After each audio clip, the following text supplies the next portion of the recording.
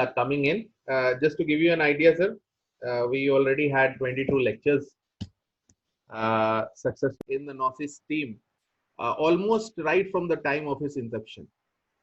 So it's an absolute honor and pleasure to have you, sir. The platform is all yours, sir. Right.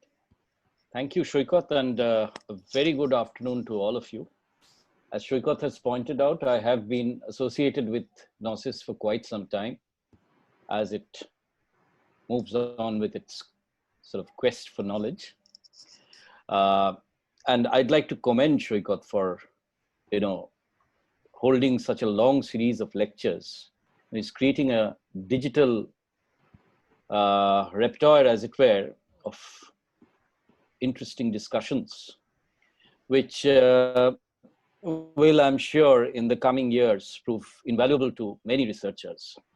You see, the lockdown has given us some time to reflect and go back to our academic activities in a more, I would say, in a more condensed way, so that some new researchers are coming out. And I think for me, it's been somebody who's been saturated with a lot of responsibilities. It's been some kind of a hiatus where I have gone back to my original love, as it were, when I started off my career, the 18th century. And one of the magical figures of the 18th century, Daniel Defoe. At the same time, when I was taking a look at the pandemic around, I also went back to history and tried to find out how such pandemics have charted out their courses in literature and the visual arts. So this research actually generated from a close study of the text in one of my courses, in a text that's not so very well known, but in Defoe studies, it's been a fascinating, aporia, as it were, where, the boundaries of fiction have, as it were, being tested. So I taught this text in one particular class, and since then it has continued to incite my interest, and the pandemic just added fuel to the fire, as it were. And here I am with some new insights into what was already a continuing research.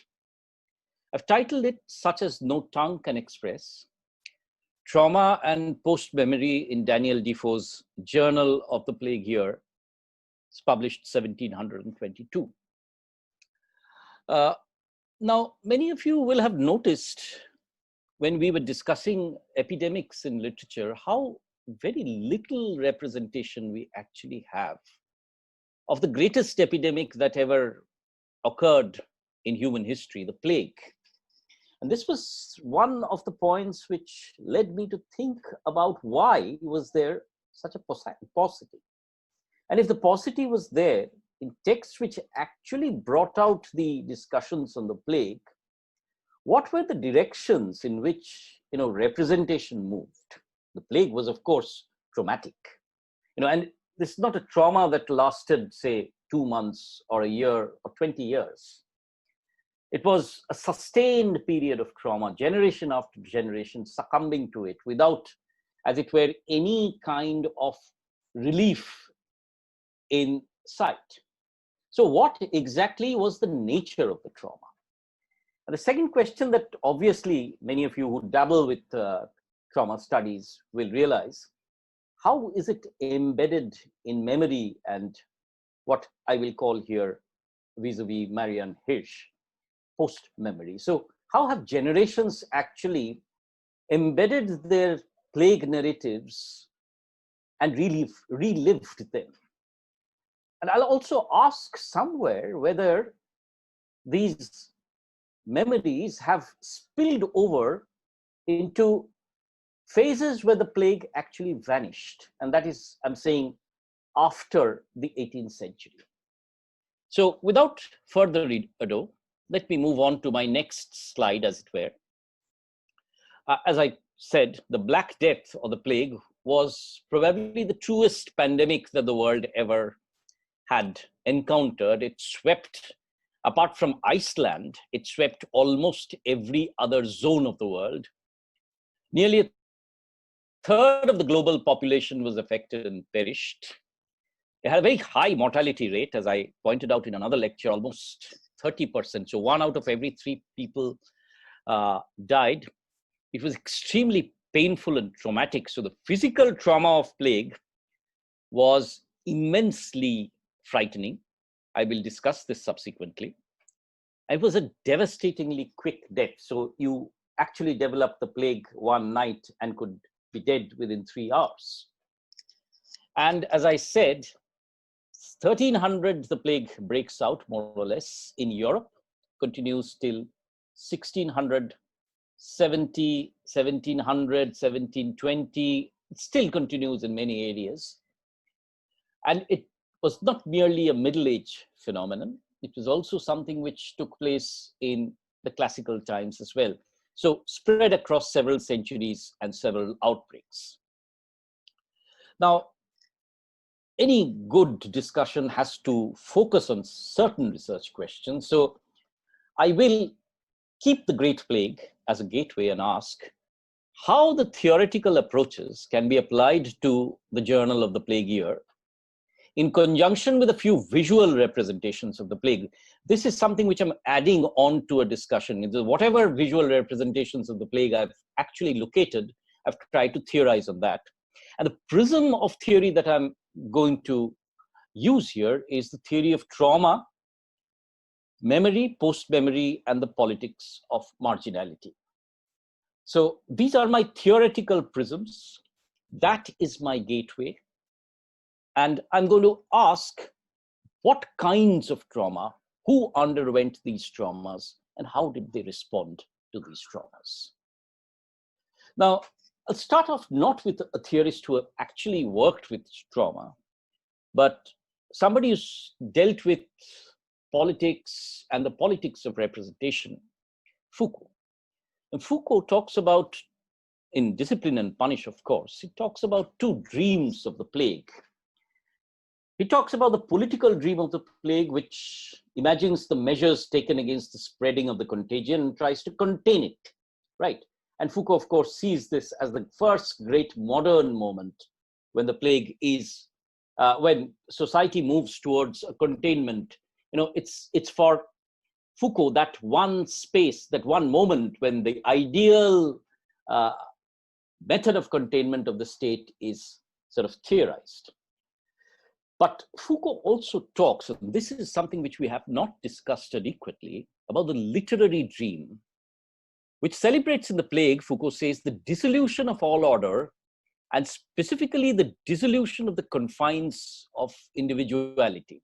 And Foucault talks about the literature of the plague, where there's a decomposition of individuality, a kind of a dream in which plague is the moment when individuals come apart and when the law is forgotten. So a trauma which produces a kind of a collapse of the individuality, and therefore, how does the literature represent it, is the question that I'm going to later ask.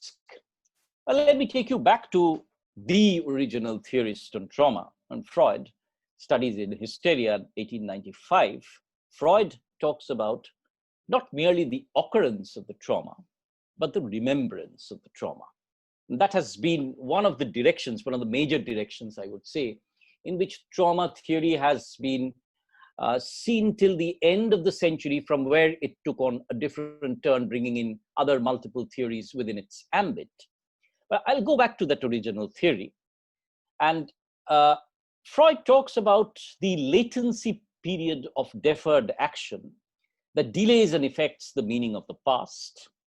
And Freud talks about the chain of intermediate causal links and a directly releasing cause, just as psychical pain that is remembered in the waking consciousness still provokes a lacrimal secretion long after the event. So it's not merely the trauma that causes the psychic suffering, it is the attempt to relive it over and over again and to try and come to terms with it. And this is where, you know, modern studies have moved into post-traumatic stress disorder. and taken on a new turn altogether. The other operative theorist, many of you are aware, in fact, anybody who's worked on trauma theory is aware, I'm not making any new ground here, is Cathy Caruth, where trauma is seen as the unassimilated event that shatters identity. So there's a dissociation of identity somewhere and remains outside normal memory and narrative representation. So trauma, Caruth says, is viewed as an event that fragments consciousness and prevents direct linguistic representation. Right, so in a certain way, Caruth is suggesting that there is no narrative representation, complete narrative representation of trauma possible in a certain way. But there is always this attempt to represent, and there is always this shadow that falls between the representation and the event, the memory and the representation. So trauma is, as it were, also in Caruth, associated with a certain degree of incompleteness. And these incompletenesses, these blank zones, are the areas, the unspokenness of the traumas are areas in which the narrative actually gains its intensity. But I'm not going to merely talk about individual trauma. I'm going to talk about social trauma as well, collective trauma, as it were, because plague was both individual and collective. You know, you suffered from the plague as an individual if you lived, and you also suffered as a collective through memory, through seeing other victims of trauma. And therefore, social trauma, as has been theorized, is a period of severe attenuation and erosion, as well as from a sudden flash of fear. And trauma describes this overwhelming experience of sudden or catastrophic events. When a community is profoundly affected, one can speak of a damaged social organism. Please note that phrase, because that is going to be my, operative word in a certain way, because I'm going to see the plague as this recurrent monster who seems to stalk Europe over the centuries. So, if society is a mechanism and a body, then you have an oppositional, overpowering body of the plague that continuously traumatizes it. And therefore, traumatic experiences, Caruth says, work their way so thoroughly into the grain of the affected community that they come to supply its prevailing mood and temper. So one of the major aspects of this, fatality of the Middle Age is probably caused by this, dance of death that the plague created, dominating its imagery. So plague, pestilence, contagion, and its sense of self, and govern the way in which members relate to one another. And somewhere, once again, you see, we are talking about some of the most important phases of European history, where the Middle Ages are sort of disappearing into the Renaissance, and the Renaissance is then, moving into the, deepening into the early modern development of the Enlightenment. So somewhere, the plague is also assimilated into this process of the shift of the history of ideas. And this is something which is fascinating, isn't it? The history of the plague superimposed upon the history of the ideas. And that is somewhere, that is the point which I'm trying to probe in certain ways in this discussion. Now, I'll also use this, and since I'm moving into psychoanalysis a little bit, I'll also talk about the crypt as a site, because you see, the plague was also marked by this sense of the pit.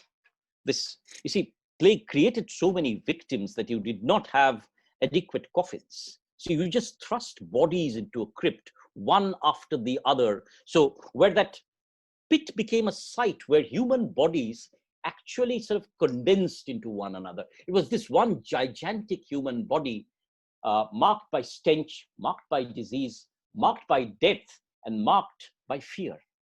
And you see how this concept of the pit, and I've given you one of the quotations there from, one of the medieval treatises on the plague, but the crypt becomes a site where experience is buried, an intrapsychic tomb, as it were. And this is where the site of the trauma, this tomb from where the memory seeks to forever escape and thereby generate more trauma. And the reactions may vary from despair, shock, hilarity, carnivalesque expression, repeated replaying of upsetting memories. And we will see in Defoe how all these reactions sort of bring in the traumatic reality into the foreground. Now, there is, however, one thing which I might and must also talk about is the sheer physical trauma. You see, we have to look at the plague not merely as something that generated immense trauma in the mind, but you see, the buboes, you had these swellings which were tremendously painful, which grew and then burst. And one of the attempts of the physicians of the period, and to see them on the bodies of these sufferers, was to try and make these buboes explode. So you actually had, pricks on these buboes. You had oil being poured on them. You had warm, hot onions pressed on these buboes. So, it was suffering upon suffering. And very often you would be so aghast with this suffering, and they would break out all over your bodies, especially your groin, that you would run around into the streets, thereby generating your own trauma and creating a hideous sight. You have to just imagine these men and women shrieking all around the streets of London, and thereby traumatizing the entire social body, as it were. Of course, this is something which I came across very recently. Death, Lord have mercy upon us. The next slide, of course, is something which many of you have seen. This is the dance of death, right? Lord have mercy on London. We die, we die. I follow, we die. So you see, pervasive death. But what is interesting, apart from this, this depiction of the plague as that monstrous skeletal body which is traumatizing the city, is this slide. Because this is something which shows the classless structure of the plague. And plague is here shown as this monarch which spares nobody, and is this antichrist, as it were, the anti-god, as it were, if you could say, which is ruling the citizens with its enormous might. Right, so this is a very interesting sight. So plague creates a society which is an anti-society, as it were, a world upside down, but not in a comic sense, but in a horrible, traumatized state. Now, this is one of the first paintings that describes the plague. And you see, it's interesting. I was sort of carrying out my research on the depictions of the plague, and there was this belief in the Middle Age, which sort of persisted in the Renaissance as well, that if you talked about the plague, or if you wrote about the plague, you described the plague, painted the plague, you would actually catch the plague.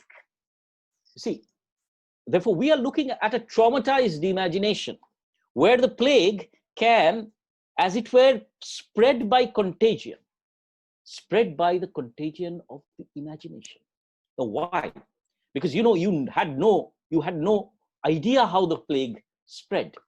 Some said it's spread by the air. Some said God provided it to us for our sins. So it could, as it were, spread through the imagination. And this is one of the first representations of the plague. This is a Belgian town where the people are, as it were, putting their death, the people in the coffins, and they're bringing this coffin, and you could take a look at the pain and suffering that are etched on their faces, and the sheer number of the dead.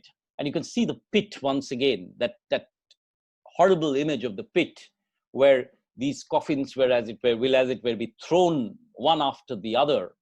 You see, this is another trauma, the ignominy of the lack of burial. Now, when we look at the COVID situation, one of the major traumas that we face is not merely the fear of dying, but also this fear that our bodies will be, put in body bags and then dumped into sites where, we will have no decent burial. You see, burial is one of the burial or the cremation is one of the more, modes in which, if you think, it provides a sense of closure. So plague, as it were, is a disease which gives you no closure, as it were. Therefore, in doomsday, you are just one body, one haunted body, which rises to meet the judgment. It's interesting in the way this depiction creates that element of the pit. Now, this is, and I am bringing to you images which are leading up to my, or are following from this sense of trauma. And this is something which is very interesting. This is the, there's a small spelling error there. It's Bruegel is with a G-E-U-E-G-E-L. I'm sorry for that typo. This is a 1562 painting of The Triumph of Death by Pieter Bruegel the Elder. If you take a look at this painting very carefully, and this is something which is worth taking a look at. If you take a look at this side of the painting, if you can see my cursor, you can see Death riding a chariot, as it were, where it's filled with skulls. And you can see this, this wheel actually crushing another man to death. So, and this is saturated by death. You can see the skeletons fighting the human beings here. And every single human being who is living under the shadow of death. If you see, here is the pit, actually, where it is saturated by a number of skulls. Presumably this chariot will then go and put these skulls there. And you can see the coastline also, which is desolate, burnt, and you can see almost a great fire which has been set. So the plague is the Dantesque inferno.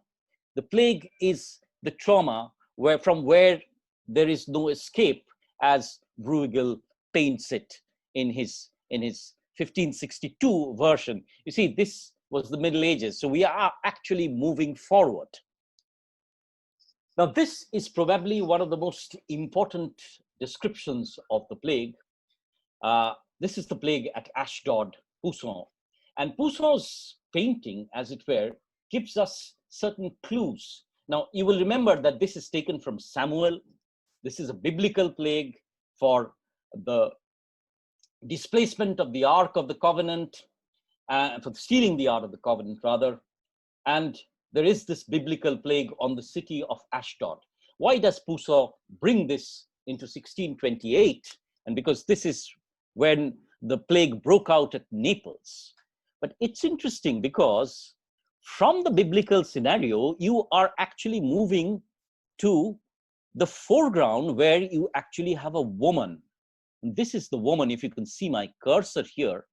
And here is a man who's sort of taking out, is sort of snatching this baby who's trying to suckle over the mother's breast. And here lies another baby in the foreground who's obviously dead. And there's another child in the background who's also walking with buboes, therefore who's another victim of the plague. And you could see these figures who are holding their noses with the stench of the plague overpowering them. So Poussin's plague is this cross between the biblical scenario as well as the modern depiction of the plague with all its physical excretions and its stenches, its smells. But very importantly, what Poussin is also doing, and this is where I bring something new to you, is how in the foreground, the traumatized body of the woman and the child is brought about. So you see, Poussin is looking not merely at the men who are involved in the plague, who are catastrophically sort of destroyed by the plague, but also the plague as traumatizing the female motherly body and the child. Again, where you see this is one of the other impacts of the plague which we forget. Thousands and thousands of infants were killed along with women. Maybe sometime later on, I'll talk about the impact of the plague on women and children in some other discussion. But let me quite quickly move on to another sort of depiction of the plague doctor. The plague doctor here named von Rom by Paulus Furst. This is 1656. You remember the earlier one was 1628. And those of you who are now looking at the PPEs, please remember that the plague also generated its own form of the PPE as early as the 17th century. This was the uniform. So you actually had a dress which covered you from head to toe, and you had a cap and a beak. And in this beak, you would actually have certain dried flowers or incense so that the smell could ward off the plague. They believed that the plague could be warded off by the smell. And you had, two holes here where the eyes and the noses would appear. But just imagine the appearance of the very plague doctor was in itself extremely traumatic. The doctor actually had nothing to do. You did not survive by medicine during the plague. So the appearance of the doctor meant you were to be taken to the other land. And therefore, the fear that this entire, dress, and, even if we look at it today, it would generate some kind of trauma within us. So, you see, medicine was failing before the plague. You actually had no clue. And therefore, even the appearance of the doctor had this impact on its audience. Now, 1662, remember, the Royal Society is going to come into being, and there's going to be this great leap in science. And therefore, thereafter, the images of the plague would change to a certain degree. Now, it is with these images, once again, let me get through back at you, because we've started off with the Middle Ages, come to 1562, 1628, 1656, that I come to Defoe's Journal of the Plague Year. And this is 1722. As Defoe wrote, remember that Defoe actually, he was this writer who actually wrote most of his works anonymously. Even Robinson Crusoe was not written acknowledged by Defoe when it was published. So it's written by a citizen who continued all the while in London. So Defoe is claiming this to be a true history. This is a history, a journal of the plague year. The plague year was, of course, 1665. So I provided you a timeline. Please remember this, because when we talk about memory and post-memory, these dates, 1665 and 1722, will become very important for us.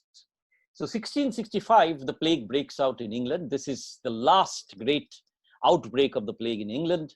The total death is 65,717 at a conservative estimate. So almost a third of London is wiped out. A third of London escapes also, because when the plague broke out, people just drove away from the city.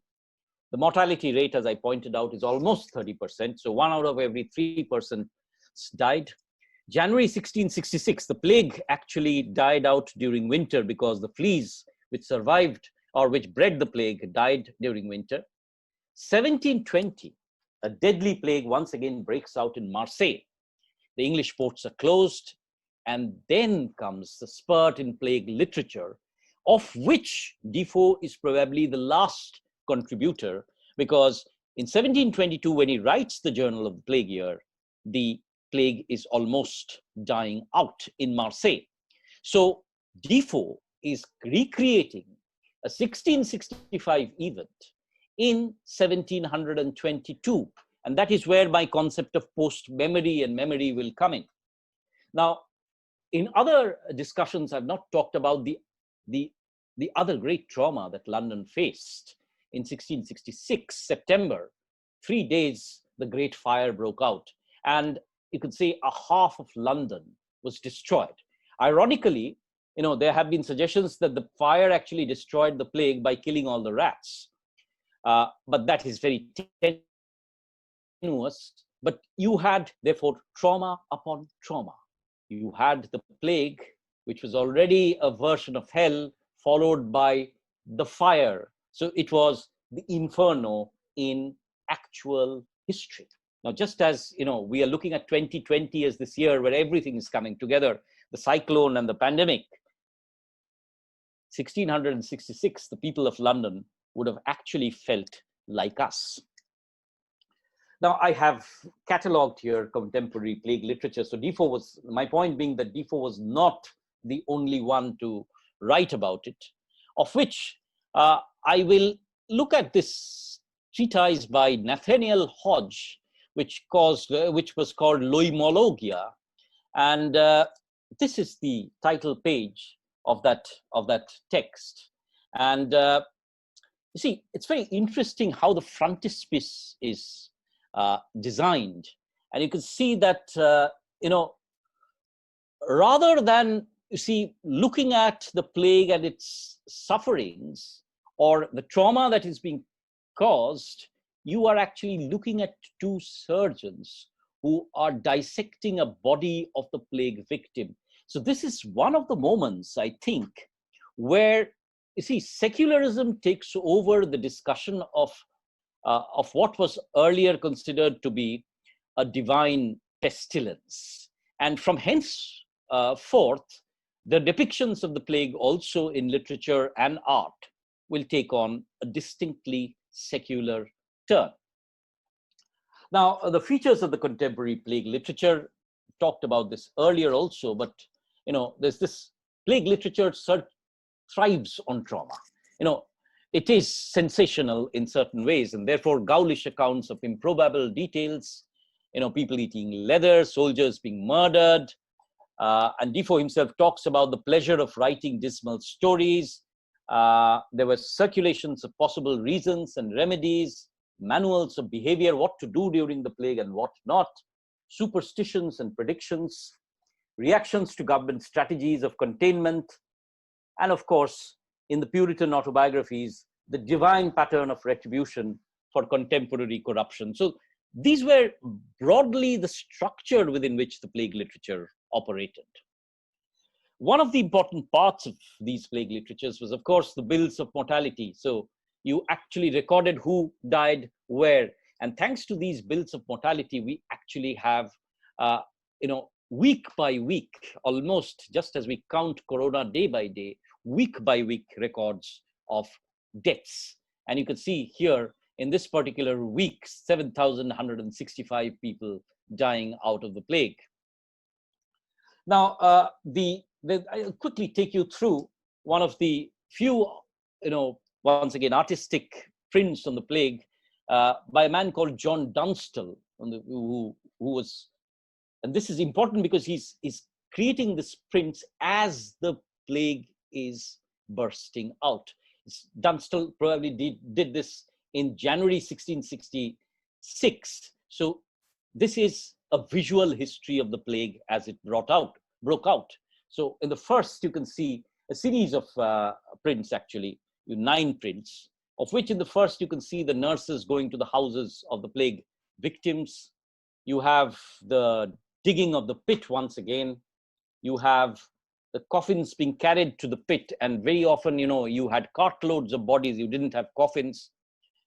And this is an interesting one, the 8th of that print, where Dunstall is actually painting the people taking out a funeral procession. Now, funeral processions were banned at this point of time because they could create and generate more plague, but the people refused. And at one point of time, they broke through all social rules. So it's that moment of trauma also where, fear subsides and you actually break through the trauma into trying and reaching a certain sense of closure of suffering. That painting, that print therefore becomes a very important one. This is, of course, the end of trauma when people are returning to London after the plague has ended. Now, my point about Defoe's originality remains in the startling introduction of a narrative persona. So it's a journal, and at the same time, Defoe is presenting a fictional character, HF, Henry Defoe. Who was this HF? HF was probably his own uncle, a saddler who remained in London, whilst Defoe, who was only 5 years old at that point of time, was taken to the country by his father. So where did Defoe actually learn about the plague? He learned about it from contemporary records. He learned about it also from the memories of his own uncle. Therefore, this is where, generations pass memories through for the next generation to write about. And this is where I'll take a small entry into post-memory in my next slides. And this HF is a very strange character who is both a third-person narrator as well as a first-person narrator, but he's extremely unempathetic, as if I might add it that way, playing on understatements. And there are certain choices that he makes, whether to stay or leave the city, marked by a curiosity of death, and then finally the intense epiphany of survival, which I'll bring out in a moment. But very importantly, where this treatise becomes important is not the description of the plague, but the tendency towards extended meditation on the nature of the action. So you are actually having a first-person account as well as reflections on that first-person account. And that is what makes this text so very interesting in terms of trauma studies, because when the trauma has subsided, after a certain moment, the narrator is reflecting on how this memory is impacting him. So it is, as it were, the trauma is being experienced and being relived at the same time. And remember, this is a 1665 trauma, which is being relived in 1722. And that is where you see memory, post-memory becomes very interestingly intertwined in Defoe. So what are these moments of trauma? Now, I've talked very generally about them. But the first trauma that Defoe talks about is the trauma of departure. You see, people who were wealthy, people who could retire into the countries, the entire court, the court actually moved to Oxford at this point of time, were departing London. And this itself was the first trauma. Looking at people moving out and you being segregated and looking at death. And this, Defoe says, and that is where I would ask you to look at the texture of language here. See, when I've talked about Caruth, I've talked about this certain undescribability of trauma, the failure of language.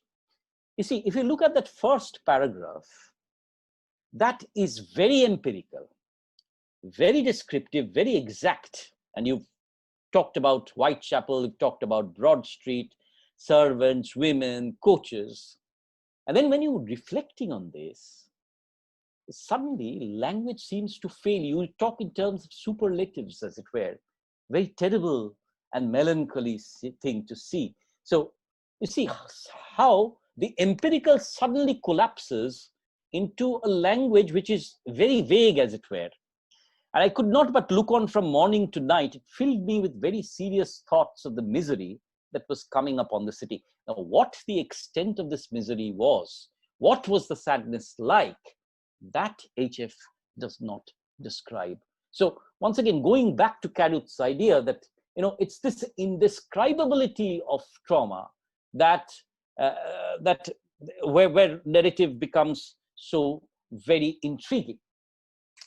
And then comes this description of the collective trauma that I'm talking about, not individual. HF's trauma is not one trauma, is also the narrative everyman for the entire city of London. And Defoe writes, the face of London was now indeed strangely altered. And then Westminster, Southwark, sorrow and sadness sat upon every face. All looked deeply concerned. Everyone looked on himself and his country in the utmost danger.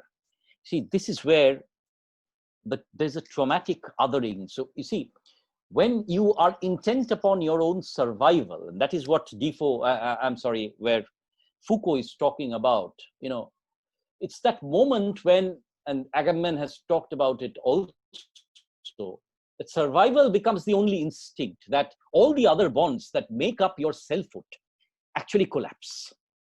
And this is where I go back to that Freudian concept of when the self is being, as it were, mangled, all your other forces are falling away, the other constituents of yourself, and the only basic instinct remains me, my survival, my family.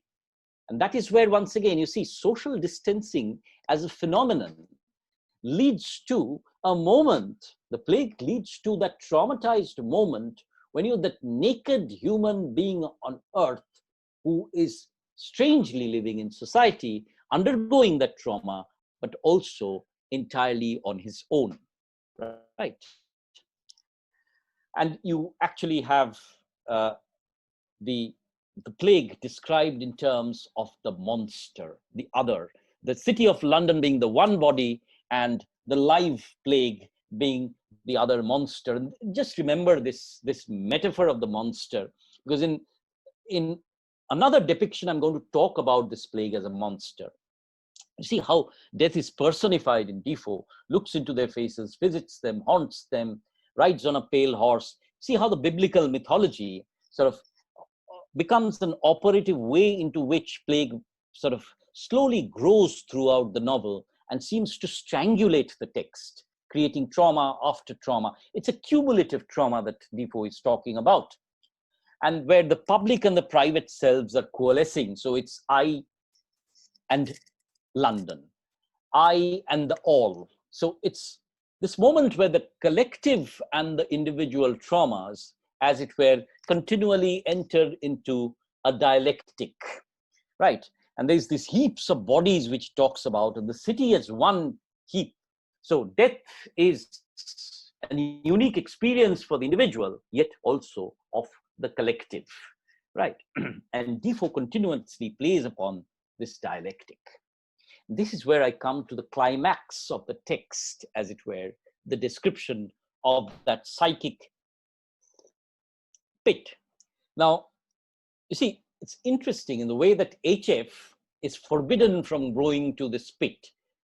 People were forbidden from going to the pit, obviously, you understand, for creating rumors and also for the spread of contagion. But HF goes there. And then once again, look at the way in which language fails. A terrible pit it was. And then he talks about, this is very interesting, the way he talks about the 20 feet deep, 9 feet deep, 16 feet broad. So he's giving us an exact measurement of the pit. But when he talks about the experience of visiting the pit, there's a failure of language. And he says, this may serve a little to describe the dreadful condition of the dead, that it was indeed, you see, this is where I've taken my title from, very, very, very dreadful. You see, all those veries give us an idea of the extent of the trauma. But, once again, something where language fails, and the only thing that Defoe can utter is very, and such as no tongue can express. Now, this trauma of the plague is also somewhere associated with madness. And you see, madness being associated with cumulative social chaos. So mothers murdering their old children, shooting themselves, some dying of mere grief, others frightened into idiotism, foolish distractions, despair, and lunacy. So this is a moment when, collective conscious seems to go for a toss. And that is where, once again, as a society, you see, it's no longer the suffering, the physical suffering, but the fear of death and disease that is causing an acute mental, psychic, collective pit from where there is no escape. But is this just in the mind? You actually also have the trauma of the buboes, as I talked about a little earlier. right? So the swellings grew hard, violent, drawing plaisters or poultices, and then so much pain that some died raving mad, some were not held to their beds, and some broke out into the streets, perhaps naked, and would run directly down to the river if they were not stopped by the watchmen or the other officers. So it's this acute physical trauma, acute mental trauma, acute collective trauma, and of course, Defoe says, and this is where Defoe is talking for the first time about the traumatized women and children, and the infants being found sucking the breasts of their mothers, and the mother dying as she's suckling the child. And this entire, image of Pieta, as it were, turned inside out. You see, this is Madonna with the child, and Madonna infecting the child. So motherhood and that moment of sustenance, the moment of greatest innocence, is reversed here in this grotesque parody where the mother infects the child or the child infects the mother. It's a hideous traumatic moment where the institutions of humanity, as it were, are collapsing one after the other. But then Defoe draws in something which I've talked about a little earlier, the secular moment within the trauma. Because even within these traumas, when Defoe is pondering upon them, and Defoe, remember, has a gap of almost 40 years here, right? Oh, no, not even 40. He's got a gap of almost 60 years, 50 years to be more precise. He's talking about that secular moment where, you see, it's no longer divine vengeance that he's talking about, but it is the conduct of human causes and effects, right? So this is interesting in the way in which the reflection on the trauma is actually leading a way out of the trauma into thinking about possible ways in which the trauma can be overcome. So as the trauma goes on, as the traumatic post-memory deepens, the way out of the trauma, as it were, is also generated. This is, of course, the euphoric survivor, one who survives the trauma and lives to tell his tale, as it were. Dreadful plague in London was in the year 65, which swept 100,000 souls away, yet I alive. Once again, you see, it's very interesting in the way in which understatement and the paucity of language seems to be the only way in which that trauma is, as it were, described. Now, let me come back to this question of post-memory, because I've sort of always felt that this is a text which engages with post-memory in a very interesting way.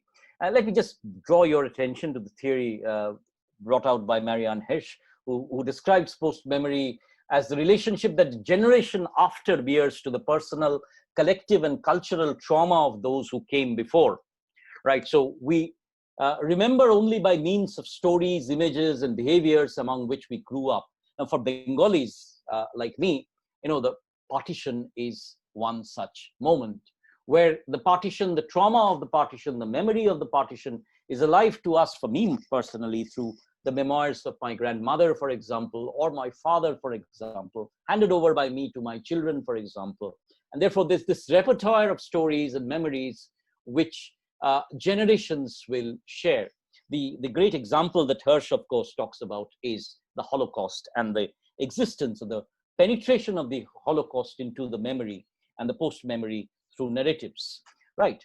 And this is therefore the growing up with overwhelming inherited memories to be dominated by narratives that preceded one's birth or one's consciousness, to risk having one's life stories displaced and even evacuated by our ancestors. So I remember my childhood where I would sit, transfixed to the accounts of my grandparents moving from Dhaka to Kolkata and the way in which they had to settle down in Uttarpara, how every day was a new struggle.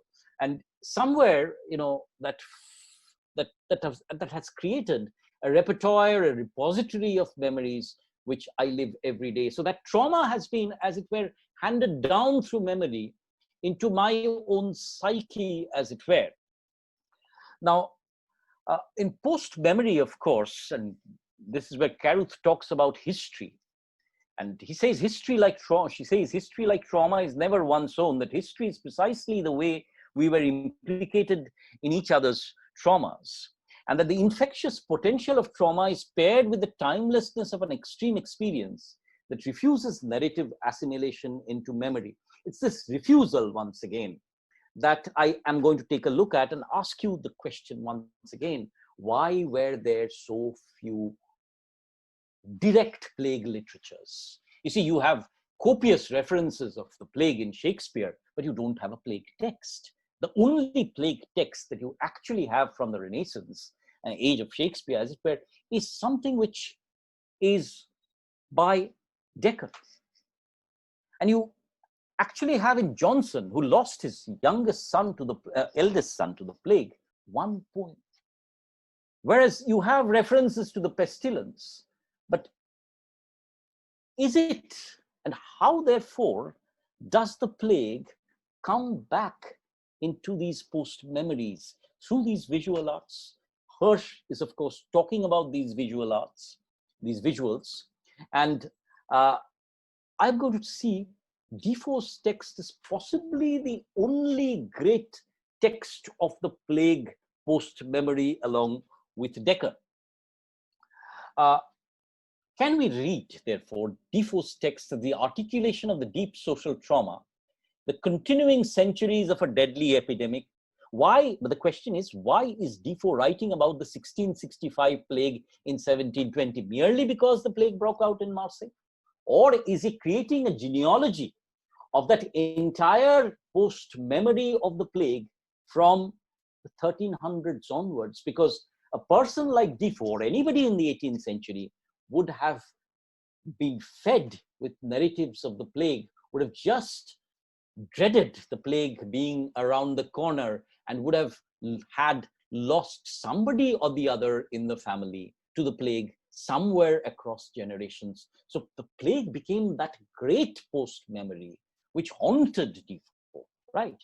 And therefore, it's this revisitation I'm saying is not merely a revisitation of the 1665 plague, although there are certain empirical details that Defoe provides, but it's actually revisiting every single plague that has taken place earlier.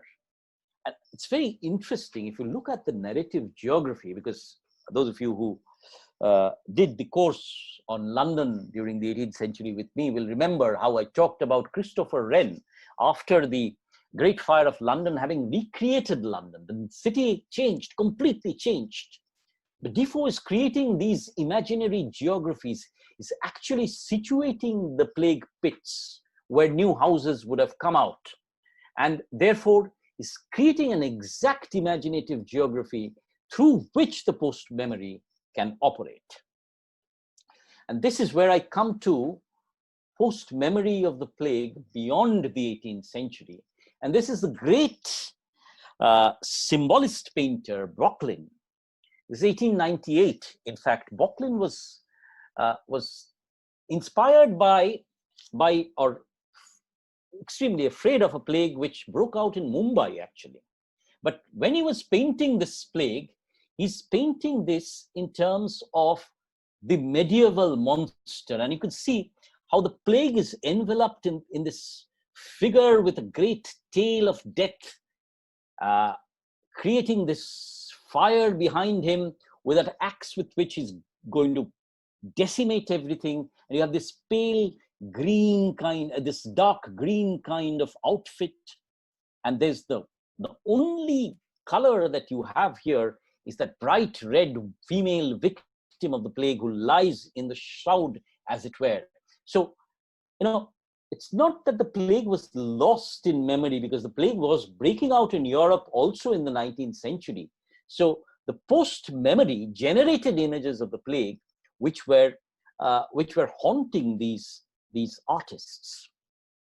Now, this is another very important painting. We talk about the Spanish flu, but very few of you have actually taken any look at any substantial aesthetic representation of the Spanish flu.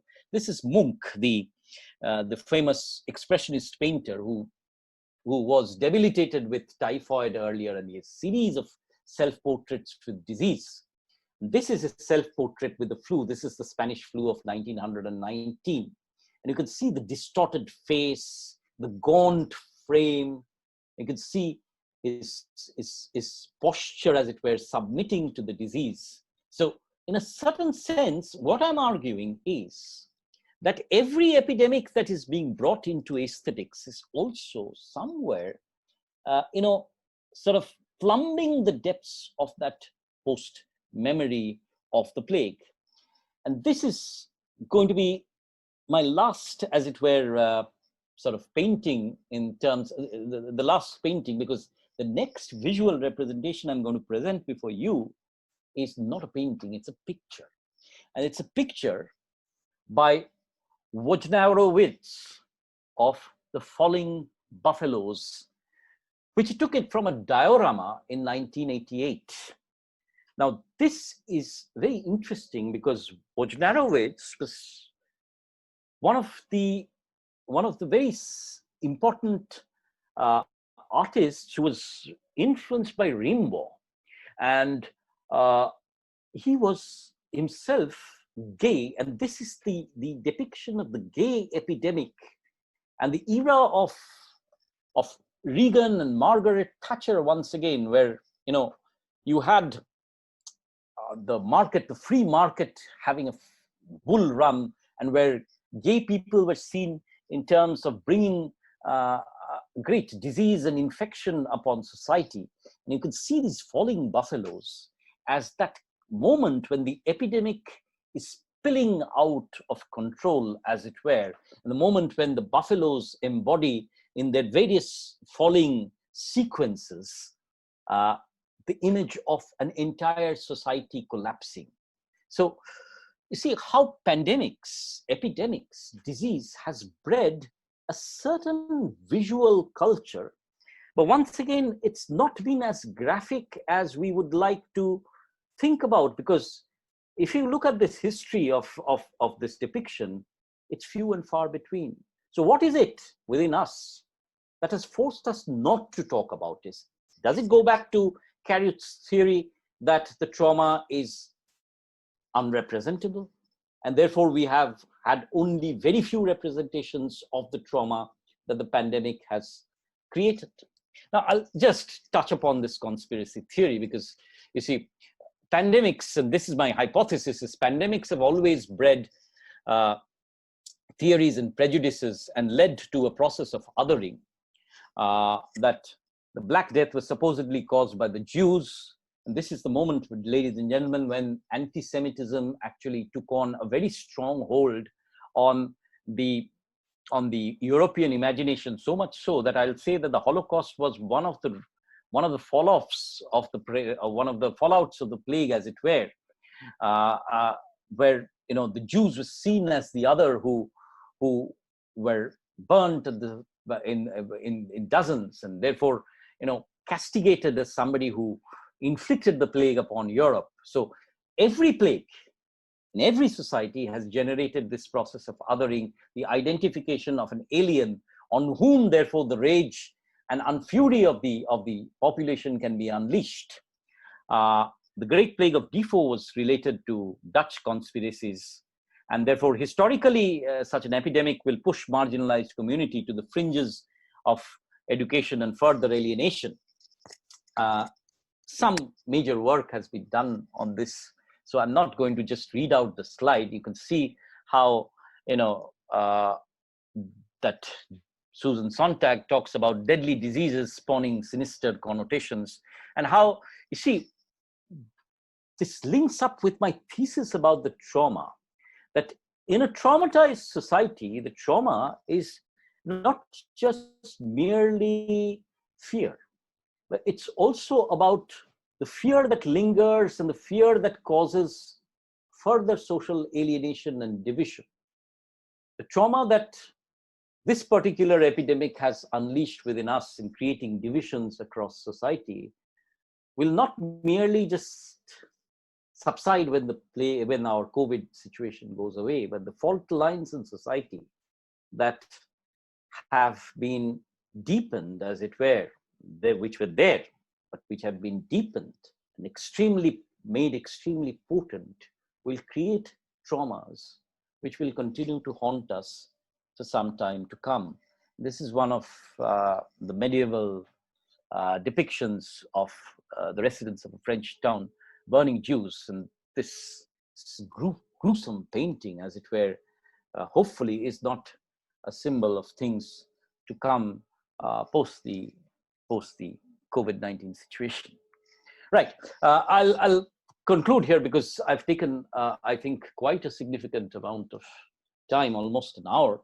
But my point remains, once again, the paradox of narrative is where, you know, the artist will try and depict the plague, depict the epidemic, but forever, and will therefore try to regulate it within the canvas or within the page, and where the trauma will be perpetually escaping him. Now, this is where him or her, and this is where I would like to bring in, and because I don't have time here, but other theorists who've talked about writing as being therapeutic in terms of trauma, as writing as being situated in context when we talk about trauma. But these are discussions that we can take up sometime later on maybe, or if you want to follow it through in other discussions of texts.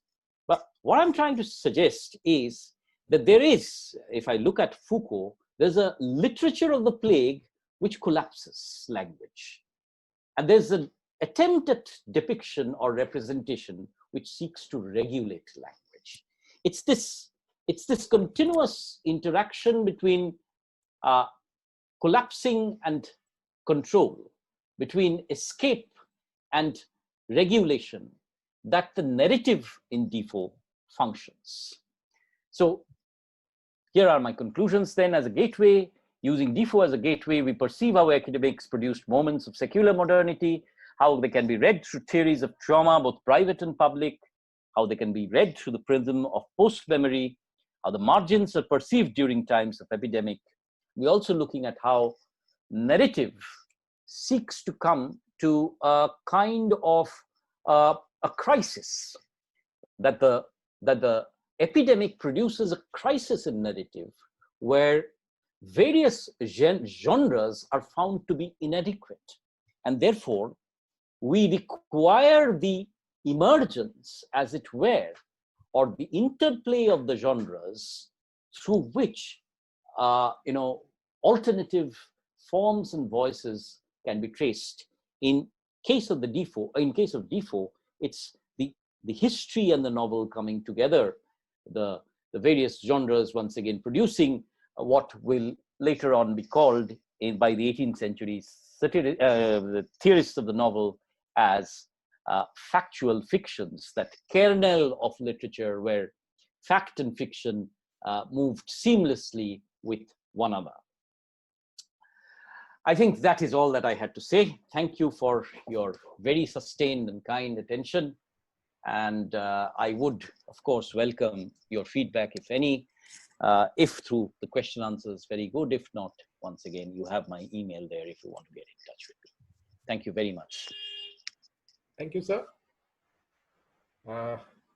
It was an absolute honor, as usual, to witness such an engrossing and captivating presentation. And on behalf of Team Northeast and the participants, thank you so much for giving such a relevant presentation in this relevant times. And I'm definitely sure that the main purpose of this Narcissistic lecture series, that is to give new ideas and vistas to the academicians so that they can explore it by themselves and through the research scholars. Truly, you have done justice to our aim, as usual, sir. Thank you so much. Just to give you some data. we had around 260 participants. And this is for the first time it happened in the Gnosis lecture series that the number of participants increased after half an hour with every passing minute.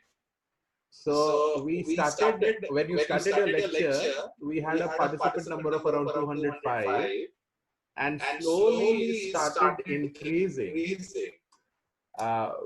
which clearly testifies the kind of popularity in academia that you enjoy.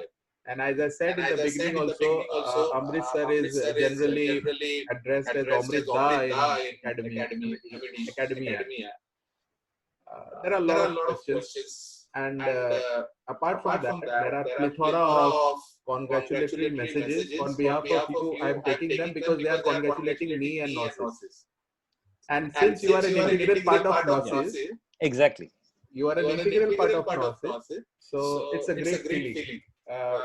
Now coming to the questions, I will take few. Before I take the question, sir, I will just inform you that what we are doing is, once the question answer session is over, we will be mailing you the questions. You take your time, write your answers whenever you feel, and then you revert back to us, and we will get it published in the forthcoming issues of Gnosis, which will be available online. So that this question answers also serve as a kind of archive for trauma studies and memory studies.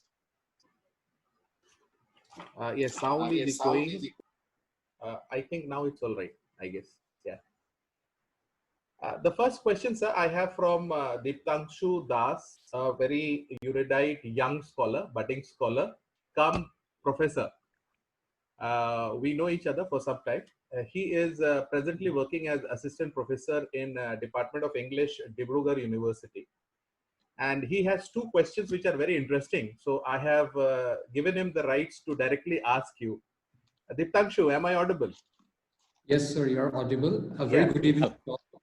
And hello, thank Deeptanshu. Good evening. Sen, for this very enriching lecture. We have learned so much from your talk and this series of observations. So I have two quick responses or rather questions. So can we also read the plague as a kind of spiritual crisis in the popular imagination, as much as it disrupted the social fabric? And my second question was regarding the kind of genre that Defoe was trying to create. So here we can see that the personal blends with the social and historical context. And also, as you rightly pointed out, he uses a range of imageries, such as monsters and all those grotesque, narratives. So was he also trying to create a new genre in the context of 18th century? And so I was just curious about that, and would love to hear from your side. Thank you, Deeptanshu. There were two very, very perceptive questions which, to answer properly, would take me two other papers. So I'll frame very quick responses. You see, I see a certain transformation in terms of the spiritual crisis that you talk about. You see, when the plague broke out, in the Middle Ages, it was seen as the wrath of God. Right. It was divine retribution for the sins of man.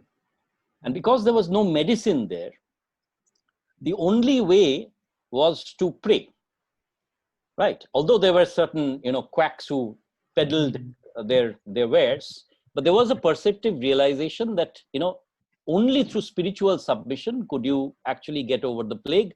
It would run out its course, and then only would it subside and then come back, because the plague never went away, right? So that fueled this idea that it was, if you sinned, God would punish you with the plague. Right. Now, something strange happens when Defoe starts writing. You see, from the 18th century onwards, what I'm suggesting is, or the late 17th century, you see, there is an investigation into the nature of the plague, and they were gradually coming to realize that the plague was not merely being spread by God, but it was being spread by human to human contact. So in a certain way, what we are now looking at is a secularization of the plague narrative in Defoe, because Defoe, he talks about divine retribution, he talks about sinfulness. This is using the Puritan autobiography. Reflection is, after all, part of the Puritan autobiography. But he's also aware that the Puritan part does not preclude the secular part. He's creating, he's slowly coming to the idea that the plague is something that human beings have in society, and there are human solutions to it, rather than, praying for a divine relief. Now, interesting is, therefore, and since you asked this question with other novels, you see, take Robinson Crusoe as an example. Robinson Crusoe has the exact similar dose of Puritan autobiography. Yet, at the end of the day, as Marx pointed out, of these we take no notice. He's saying that Defoe is doing a very, very complex, and this is where you take your hat off to this man, a very complex balancing where slowly the spiritual crisis is making way for a more urgent medical crisis. Right. The second question is also very interesting. This is something which I've talked somewhere else, but I'll talk once again about this. Once again, when I point out that there is, and these are the major theorists who have talked about, you've of course read your Ian Watt, who talks about formal realism being the benchmark of the novel. But the operative theorist whom I want to use is Leonard Davis, who talks about fact and fiction as being extremely tenuous categories where fact sort of mingled into fiction, and thereby upset what you will call the generic hierarchy. So there's no longer, this is the news, this is the novel. Take Moll Flanders, for example. How would you categorize it? Defoe talks about it as the true history. So yes, in a certain way, what you are absolutely right, and that is a very perceptive way of putting it, that Defoe is bringing in an entire subversive tone to what is a journal. First and foremost, this is a false journal, right?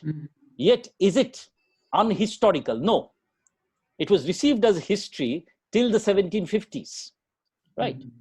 But once again, the first person narrative is being used, but it is also not a novel. So this dialectic between, and this is what Bakhtin talks about, you'll remember, this dialectic between history and the novel is something which Defoe is exploring in this particular text. But anyways, thank you. Two very, very interesting perceptive. Thank you, sir, for the response. Next, I have, thank you, Diptanshu, and thank you, sir, for the response. Next, I have a student of yours, sir, Shangomitra Mondol. I thought, why not she ask the question directly to her teacher? Shangomitra. Yes, certainly. Sir, my question is, and first of all, thank you for this informative session. And my question is, you said in your lecture that plague is more or less like a social collective trauma. Can you say that in our present time, COVID-19 is more like individual trauma, as we have to seek quarantine in our homes, how we are going through lockdowns one after another. So can we say that COVID-19 is more like individual trauma rather than collective trauma? First and foremost, Shangomitra, it's very good to see you once again. The other thing is that, this concept of the quarantine was actually practiced from the earliest times. So quarantine is nothing new when it comes to COVID. You see, one of the ways in which the plague was controlled by the authorities from the Middle Ages onwards was quarantine. But you see, when you're talking about quarantine, it's really a personal trauma of yours only. Yes, you are quarantined, you are in isolation. But at the same time, the trauma that you are experiencing is not your own alone. I am experiencing it. All the 230 people who are listening in are also experiencing it at the same time, right? So you see, it's interesting in the way it is both personal as well as part of the community. You see, when you're looking at, just take a look at your news channels. I'm sure most of us are doing that. And you have a ticker, you know, COVID-19, the number of deaths is 6,000 so much today. If you take a look at it. Now, you are afraid. Let me isolate myself so that I do not become one of the figures, right? But think about the trauma, think about the way in which all of us are linked by that same sense of fear, that same sense of, you know, what you can call every single day waking up to the fact that we might not, you know, be alive at the end of it. You see, at the end of the day, let me just share a small anecdote to you. You know, Visva-Bharati in all its, you know, wisdom has suddenly declared that we are going to have sort of examinations from July onwards. And being the head of the department, you know, you will not believe how many individual phone calls I have received from most of you. And yet, is it your own trauma alone? It's the trauma of all the people involved here. Your parents, my parents also, because they're worried about me going to invigilate in your exam. So it's this public and the private, which Defoe is also pointing out, where every single epidemic will breed it. Because the epidemic or the pandemic is, how is it defined? It's defined not in terms of one sickness, but a sickness that is spread over a large area across a large number of people. Right? Thank you, sir. Thank you, sir. Thank you, Shangomitra. Please switch, mute your mic, please. Now, sir, we have another scholar from Jadavpur University, and she is a regular participant in this Narcissus lecture series. I think she has not missed even a single one. Her name is Deepanita Borua. Okay. Deepanita has a question. I'll just ask her. Deepanita, I think I'm audible to you. Can you just switch on your video, please?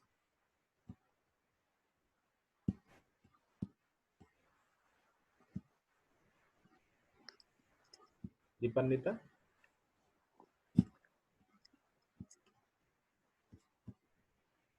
Okay, I'll get back to her when her internet connection is okay. I'll just go to the next question, sir.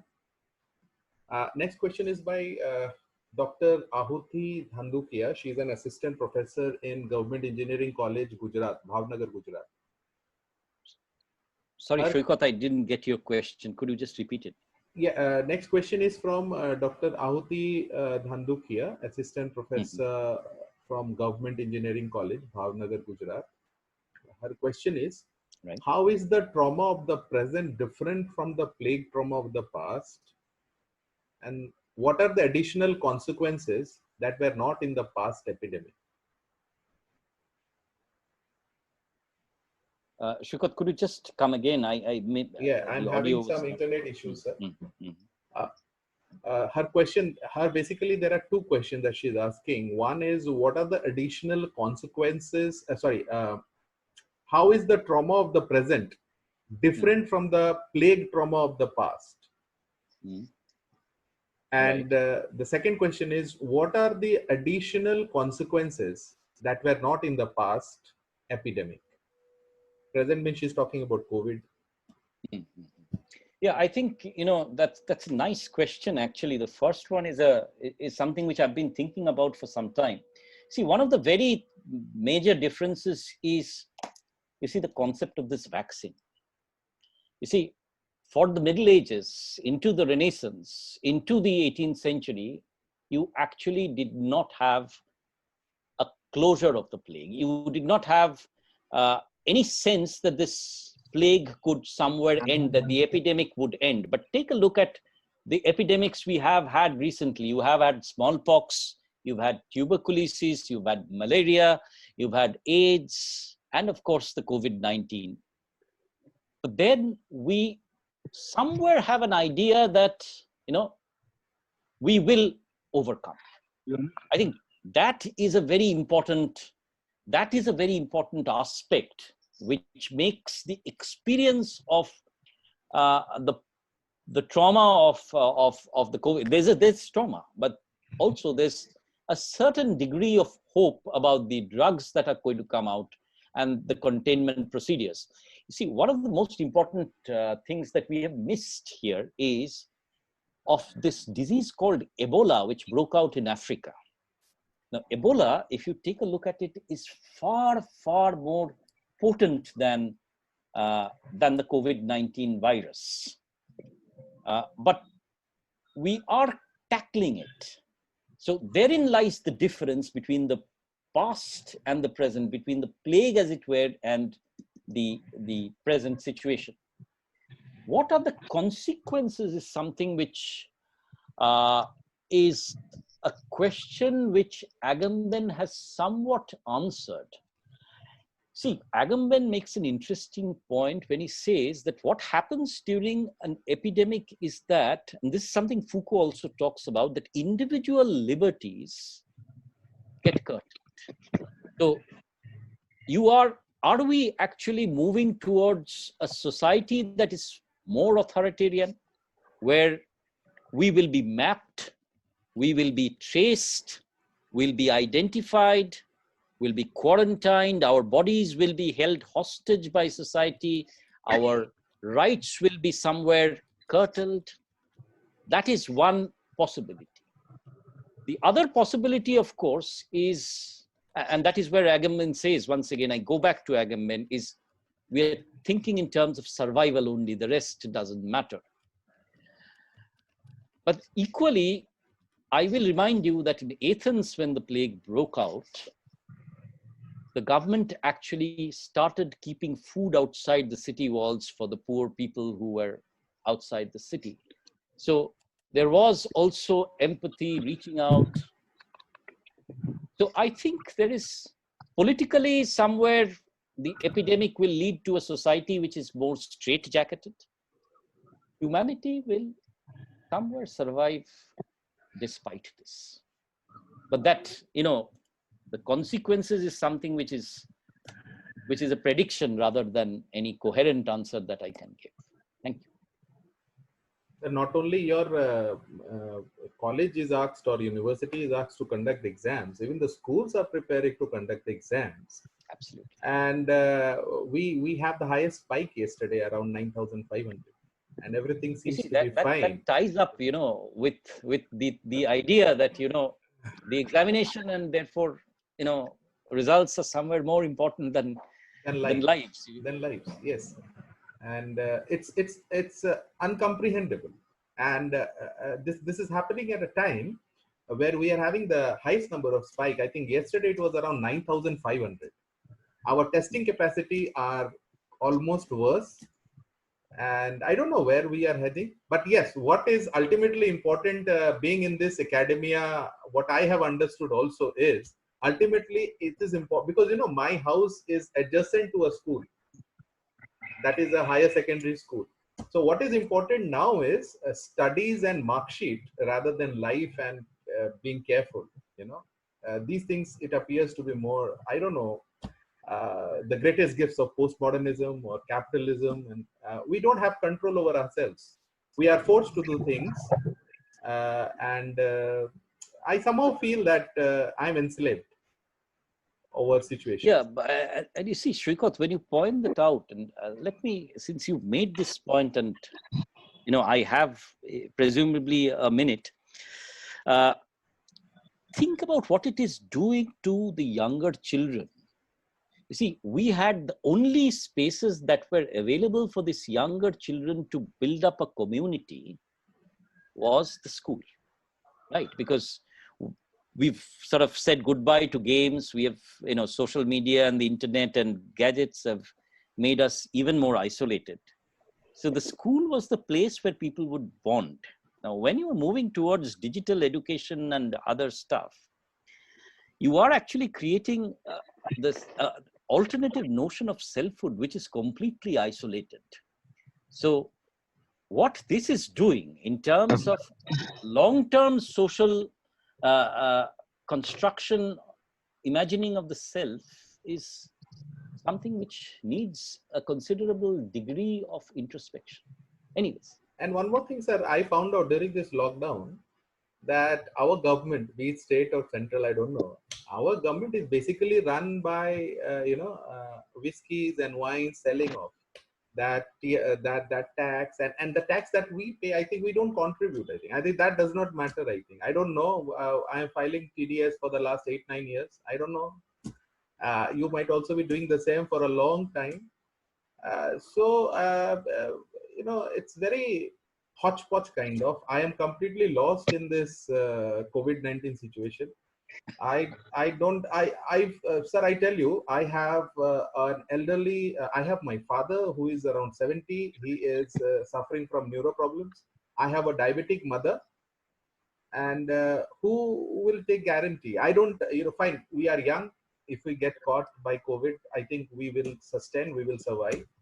But what happens because of me, they get contracted? Who is taking that thing? Yeah, we are maintaining social distancing and all, but you see nowadays what's happening. The highest spike is 9,500 and everything seems to be fine. We are now in, I think, 8th rank in the world with more than 205,000 cases. Right.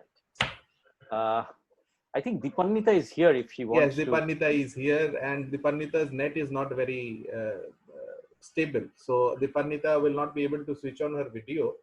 Dipannita, Amrit sir is there for you. Please ask your question. Yeah. Hello, sir. Good morning. Hello. Good evening, sir. I'm so nervous. Sir, as we have gone through all these texts, but since it's not possible to go in detail each and every text, so we used to know about it, but we have never gone through it in detail. So thank you very much for it. And so my question is that while the Bengal Feminine of 1943 had greatly affected the women and the children with cases of child selling, prostitution and sexual exploitation, so does the plague also had similar kind of impact on women and children in Europe? Yes, absolutely. Absolutely. You see, that's an interesting question because that's been plaguing me for some time, really. That some of the most vulnerable segments of the population, and plague, you remember, is something which attacked the poorer sections a little more because they lived in dingy conditions where rats were the carriers. So yes, prostitutes, destitute women, the underclass of society, children were especially affected. And you see, the plague was enormously contagious. So a lot of them, they died. Yet, it's very interesting, Dipannita, that nobody seems to have written about these narratives. We don't have, I have at least not come across the narratives by women writers about the plague anywhere in the 18th century. Of course, you will have Mary Wortley Montagu, who went to Turkey and discovered, and rather brought back this system of inoculation from the smallpox, which led to the eradication of smallpox later on. But it's fascinating. Yes, they died in great numbers. Now, I am actually reading something which I want to bring before my very young friend Shubham Datta, who is organizing a seminar in the near future at Gokhale College. A text by Geraldine Brooks, where she talks about this village of Ayam, which actually self-quarantined itself. And this story of the plague is told by a woman, right, a maid in fact. And when she tells the story, you actually see how, there were also women who were branded, especially in the villages, as witches. Interesting, because women who fell victim to the plague were branded as witches, and pardon my using the word sluts, who were, pestilence was visiting them because of their immorality, as well as women who were surviving were often castigated as witches because they survived and because they were creating, potions which warded off the plague. So women were impacted in very many ways. And that documentation, unfortunately, remains largely untraced, right? So if you happen to come across, and this is true about anybody who's listening into this discussion, if anybody comes across any other texts where I can find such references, I would be very grateful. Thank you for that question. For your kind information, sir. Shubham Dotto is with us. He is listening to you very carefully. He's a very dear friend and student, so I'm reserving one of my very best for him. All the best, Shubham. You have got the gold mine. Yeah, next I will ask, sir, a question. Next will be Shorbani Banerjee, ma'am. Yeah, of course, she will be asking you a question. Yeah, Shorbani, ma'am. Hello, Amrit. Hello, Shorbani. Thank you for a scintillating session. I mean, not only me, my family were all listening in rapt attention. You were that engaging. So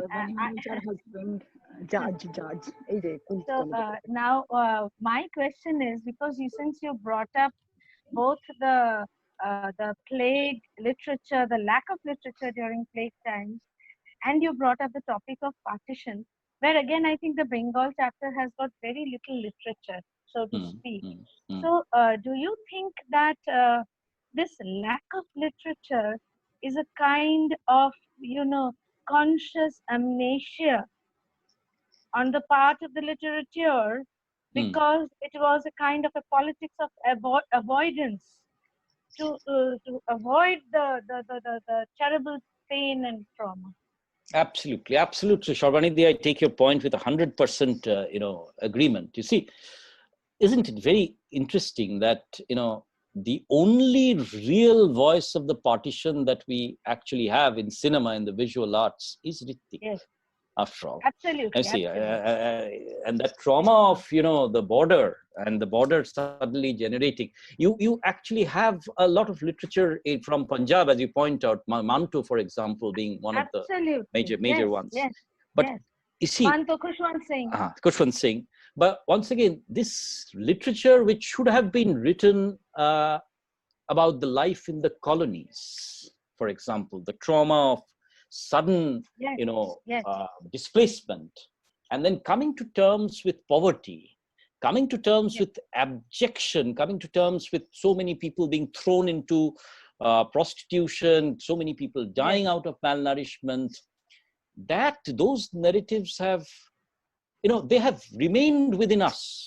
You and I have those narratives within us, but somewhere, there has been very little depiction of these narratives, and I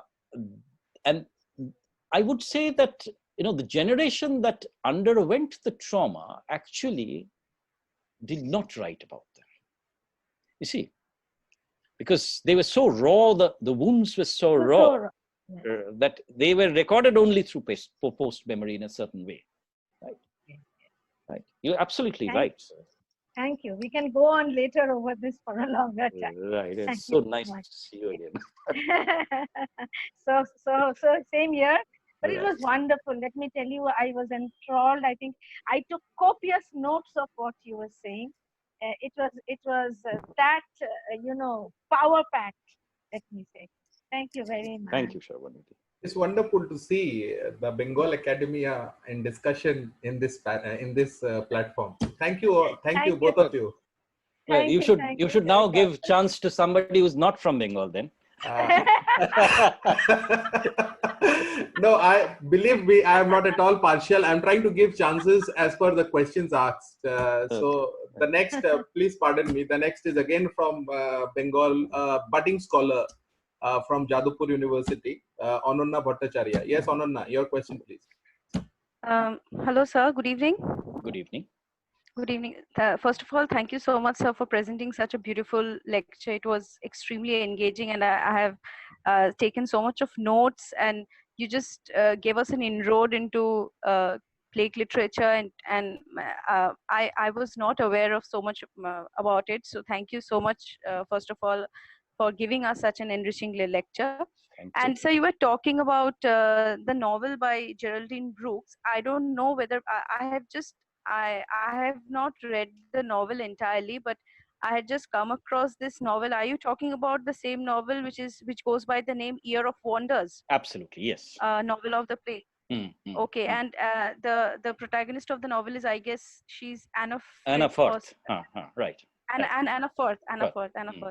So okay, so I just when I heard about it, I just thought that whether it's the same novel that you are referring to. So I would definitely read it and have and just go back to what you are saying, what you have said in the entire lecture. So that's what it's not a question, but it was just an observation that I wanted to share.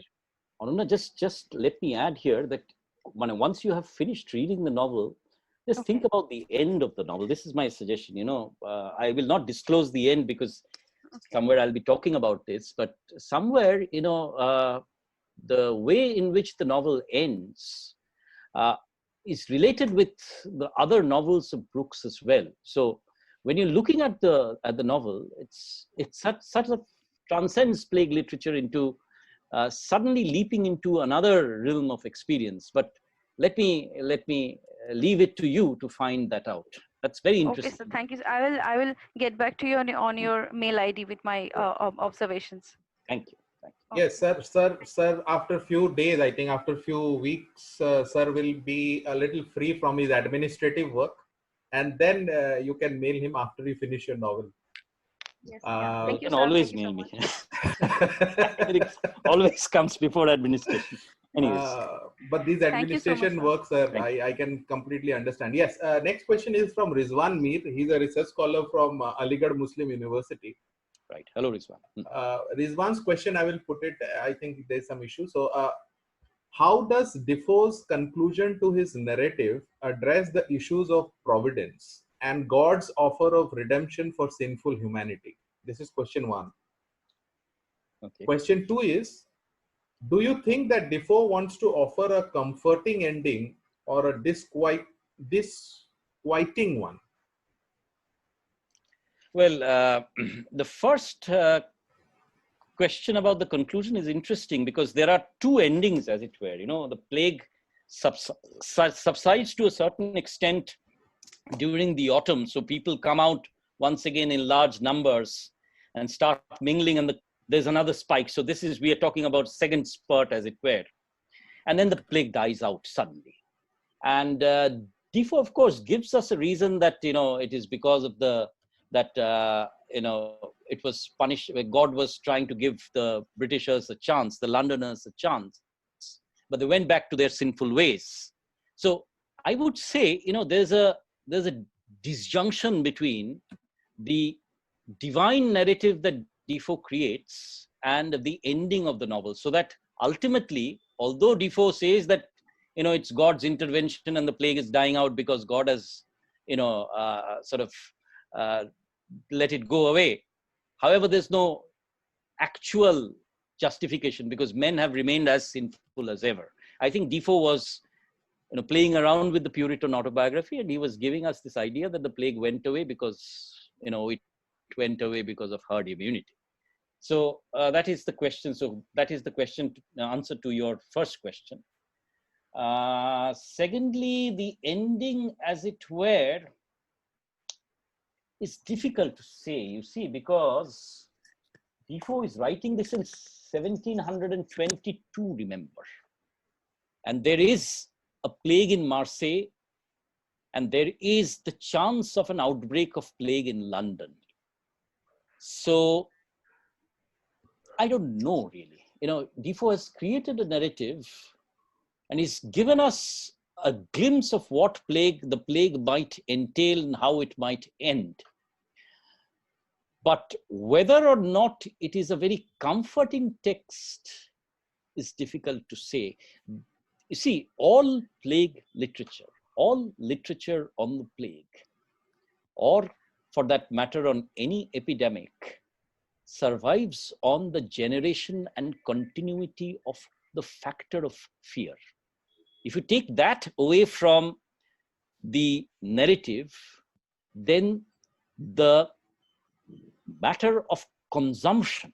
You see, all these, remember, are no longer treatises. These are market fictions.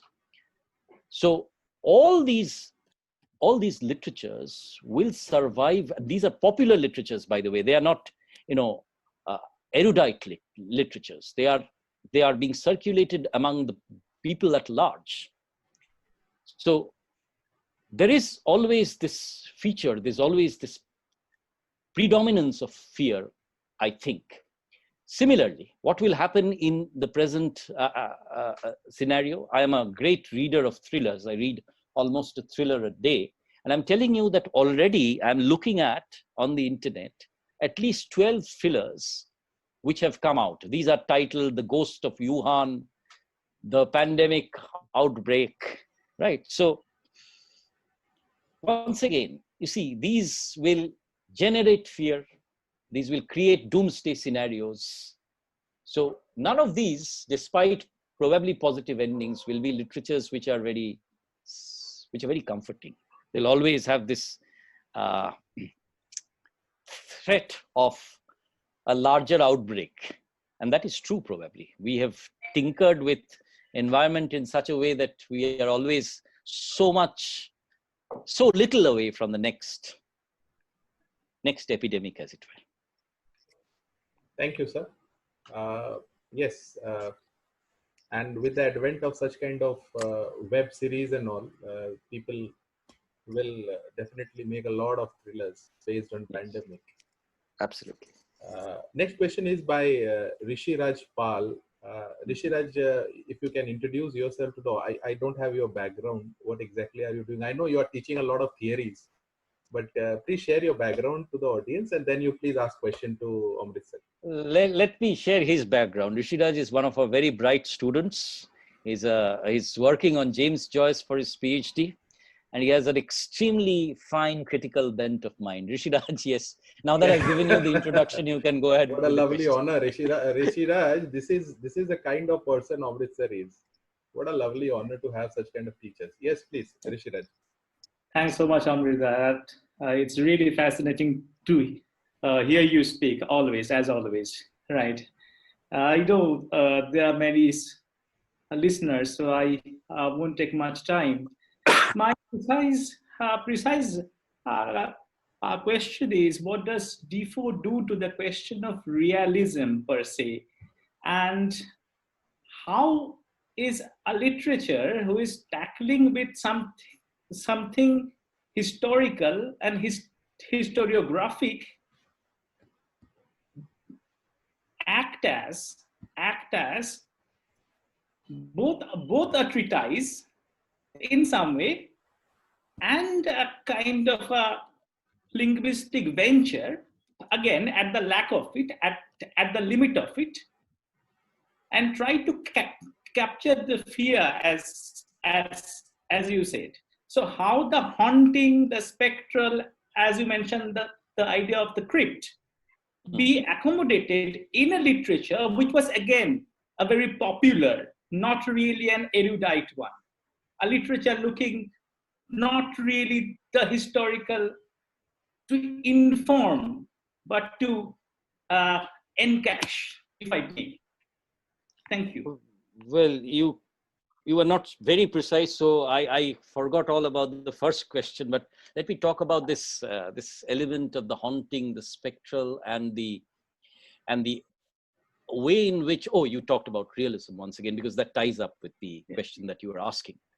You see, what Defoe does is, because he has to also, I was talking about this concept of regulation and the fear of the narrative to actually spill over into the spectral. So Defoe has very, very stringent markers throughout his texts. If you remember, we probably did Moll Flanders together. You see the way in which Defoe actually locates street names. He's taking a turn into this street, then moving to that street, then moving to that street.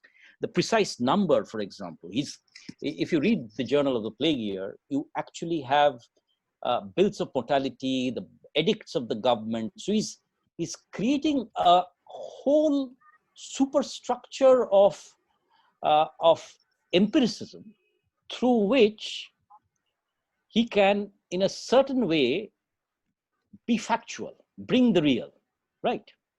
At the other hand, you see, there are intense moments, and this is where, HF becomes so very important. And that is the answer to your question, really. HF is the media through which, this balance is made, where there are sudden intense moments when the narrative seems to propel out. For example, when people are escaping, this intense existential question within HF, should I stay? Should I go? The visitation of the pit, for example. There's the episode where people are laughing at people who are throwing the dead bodies. And then HF says divine visitation might be on them and they die after a few days. There's this question of the man who is being carried in the cart. He's sort of jumped into the cart even when he's alive. And he's suddenly rousing himself up when the people are about to bury him. So these are moments when the spectral sort of seems to run away with the narrative.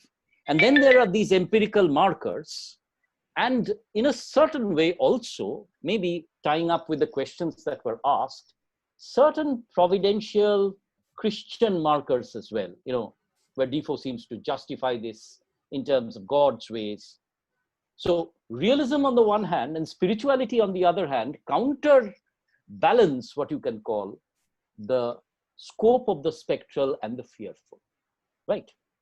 You see, that was a precise answer. And the way this is going on, it can go on. But yes, we are sitting almost for 2 hours. The speaker needs break, and we also need break. So I will take last 2 questions, if you permit, sir. Sure, go ahead. Yeah. Next question is from Ram Sebak Thakur. He is presently working as an assistant professor in Nepal, Tribhuvan University's one of the colleges. Okay. Yes, Dr. Ram. Hello. Yes, hello, you're audible. How are you? Good evening, sir. Good evening. Good evening. Thank you for a very interesting lecture. My question is, as you talked, pandemic really causes trauma, but what is the role of capitalism in making trauma more painful, or what you call the unequal distribution of wealth that leads to cause trauma more painful? And as we have this unequal amount of distribution of wealth, it really puts our old saying, Vasudhaiva Kutumbakam and Atithi Devo Bhava, in serious doubt. So what you doubt, what you take upon it? Yeah, you see, once again, Dr. Ram, that's a question that demands, another paper really to answer. But I'll try and answer your question. It's a very relevant question. You see, any epidemic, in fact, is something which imbues capitalism with a certain degree of opportunity. And I make this point very carefully. See, because epidemics, most epidemics, including the plague, have a class character, right? They impact the poor much more than they impact the rich, right? Especially diseases like the plague or say cholera or typhoid, although the plague cut across populations, but that was not because, but because there were no cure actually. But this question haunted Defoe as well. You see, when would trade restart? So the dilemma that the government today is facing due to the pressure from capitalism is, do we put human life in front or do we put wealth and trade in front?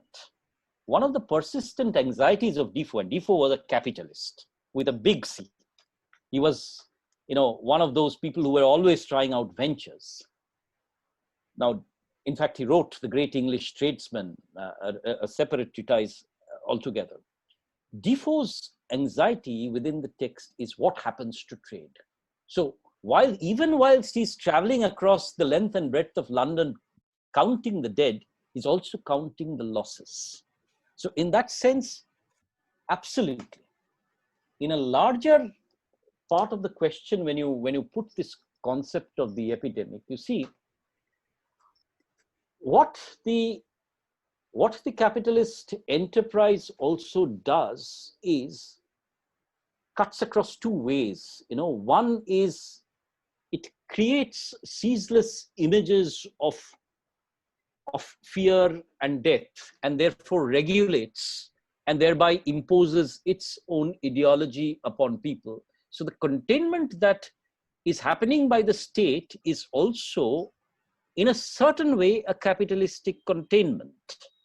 What we do not realize is the way in which it operates. However, at the same time, a pandemic is a threat to capitalism, especially in the modern times, because you see, Defoe's time was the point when globalization was taking place for the first time. We are living in an age where that globalization has come almost full circle. So in a certain way, what Defoe saw as a threat to capitalism in terms of the epidemic, because you see, English ports could not allow ships from Marseille. Similarly, there are chapters in Defoe which talks about Spain and Portugal as banning, English ships. So Defoe sees the narrative as the epidemic as a moment when capitalism is threatened to a certain extent, yet realizes that within the state lies this regulatory apparatus to, as it were, create another system through which the capitalist enterprise will go ahead. Let me remind you of a text which I do not know whether you've read or not, is a popular text by Dan Brown. I don't remember the text, but he's talking about the plague. I think it will come back to me, but you see, there's this capitalist who has built a plague germ, and he's wanting to put this into the reservoir of water, so that 1/3 of the population will die and the resources will be made available to only the chosen few who have the antidote. You see, once again, when the vaccine does come out, you see what a great capitalist moment that is. You see, the one company which can then bring this out will, of course, reap the benefits. So the pandemic is both a threat as well as an opportunity, and the capitalist enterprise reacts to it in these plural ways. Thank you for that question. Thank you, sir. And I have, although I have plethora of questions, but as I said, we need break. So please pardon us. And it's been the novel is Inferno. Himadri has just yes. There are many. Even Devulino Ma'am has also said yes. We need breaks. I will put these questions. I will mail these questions to sir, and sir will take time and will mail it back, and we will publish these questions in our forthcoming issues of Gnosis. The last, but a lengthy question, sir. It's a 3-in-1 question, and it's a very interesting question. It's a combination of 3 questions, and that's why this will be a befitting ending to this such fruitful and engaging discussion. This question is from Shomobo Maiti from Delhi University. Okay. And Shomobo says that I have a few questions, although they are not directly connected with this presentation. His question number 1 is, what of plague/disease and the colonial expansion? Question number 2, what was the condition of doctors back then? And question number 3 is, what was the role of climate environment behind this plague epidemic? Well, you'll have to give me a clear margin of 10 minutes here. These are not 3 questions. These are 3 papers, as it were. I hope you are comfortable, sir. 10 more minutes. No problem, because this is presumably a very engaged researcher. First and foremost, let me talk about this question about doctors. You see, the Royal Society for Surgeons was called by the Lord Mayor of London to create a coherent policy for the plague. And they came up with a few suggestions, most of which was bunkum. So actually you had no clear response to the plague. Apart from, they suggested that it was caused by the miasma, which was fundamentally through smell. Therefore, there was this, people burned incense in their houses, they carried incense, they carried dried flowers so that the plague could be warded off by scent. It didn't. But gradually, towards the end of the 18th century, not towards the end, the middle of the 18th century, of course, there was this realization of contagion, that it was spread by human contact, and therefore people started isolating themselves. So we are looking at medical science as moving towards the diagnosis of the cause of the disease, one. Secondly, Defoe's text at least, and this is where, I read this very carefully because that issue of doctors fascinated me.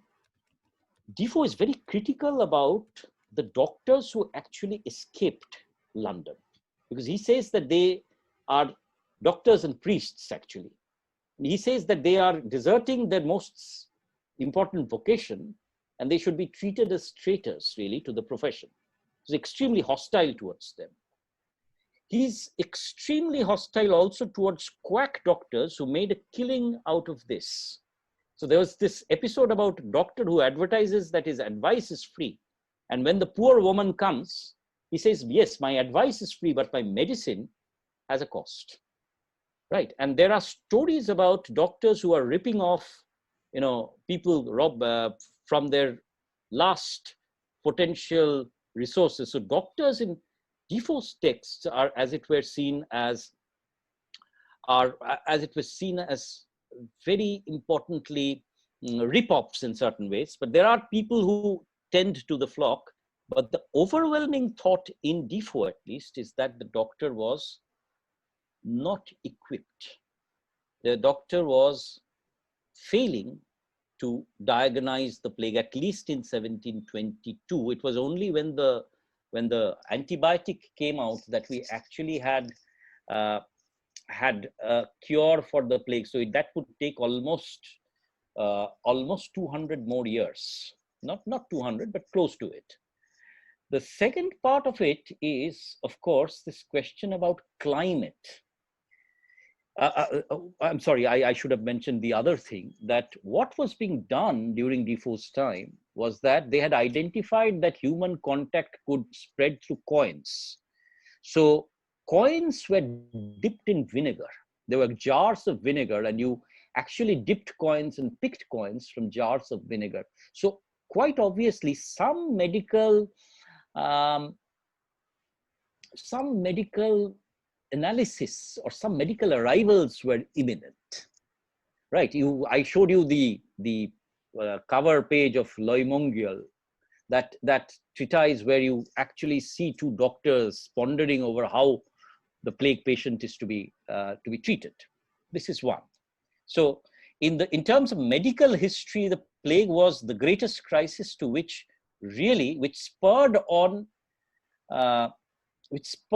the investment in science to a certain extent, the Royal Academy, the Royal Society for Surgeons, and this is the great age of science, as you are very well aware. The second question is this question about climate. You see, London at this point of time was one of the unhealthiest of cities, just like our cities are at this point of time. But London was especially unhealthy. And you will remember Charles Lamb's essays, where this dark pall of soot and mal air would linger over London. In the 18th century, it was even worse. There was no sewage. The houses were just adjacent to each other. There was no ventilation, and there was abrupt construction. See, all this generated a huge unhealthy situation where rats bred, and you are aware that the plague was carried forward by the fleas that fed on these rats. Additionally, what happened was that there was this idea that cats and dogs spread the plague. So people actually killed cats and dogs.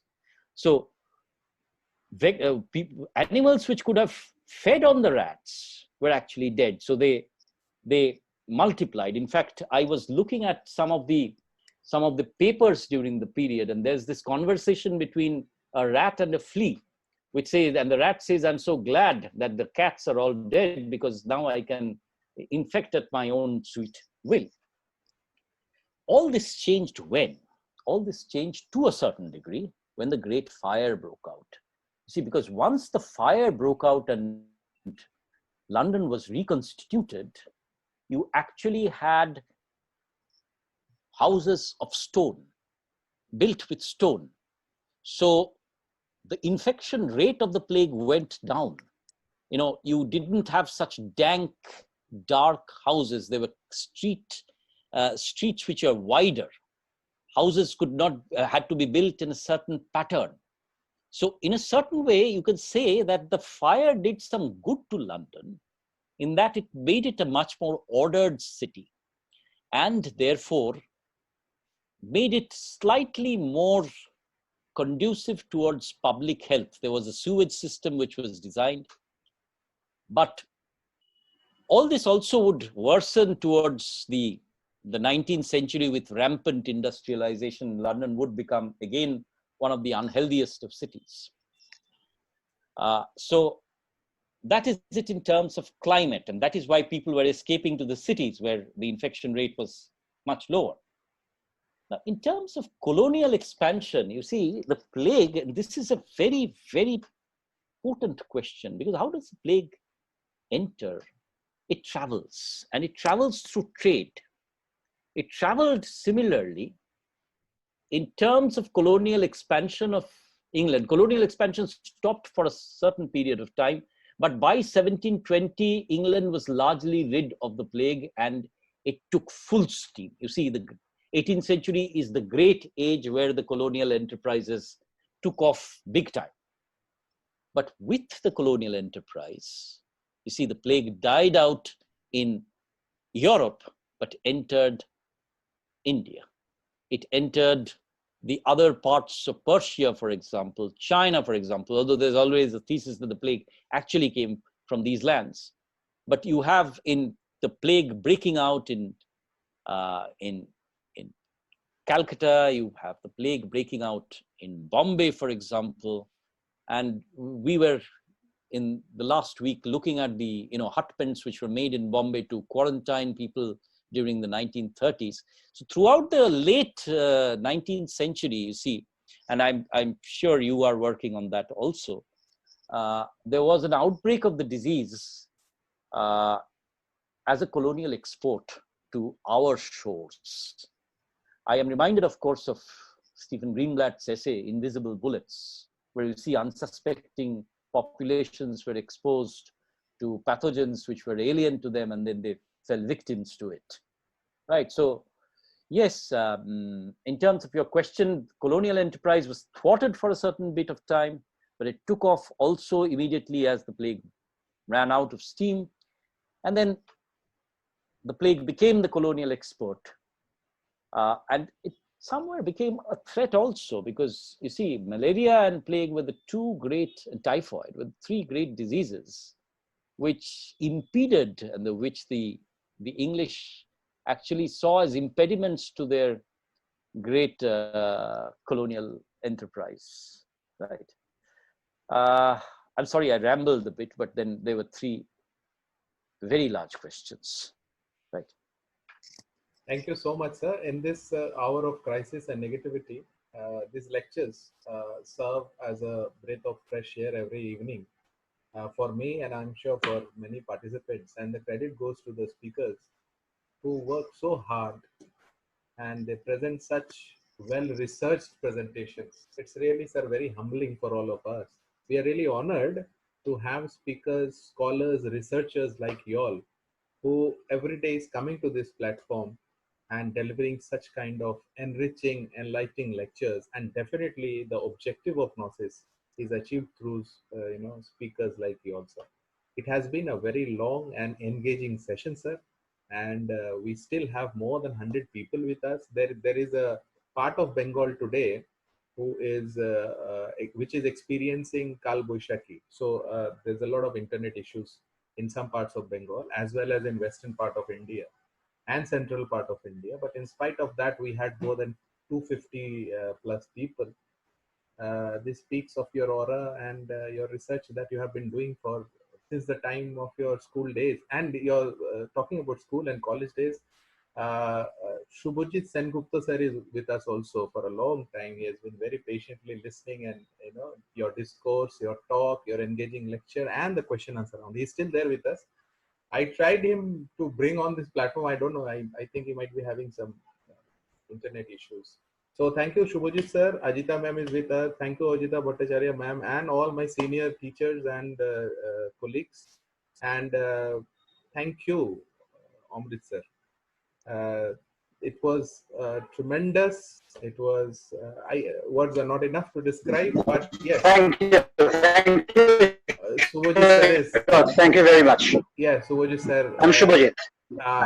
Thank you. You need no introduction. Thank you, Amrit, for this very fascinating lecture. Well, Shubhajit has another role. He was my opening partner during our college cricket days. So yes.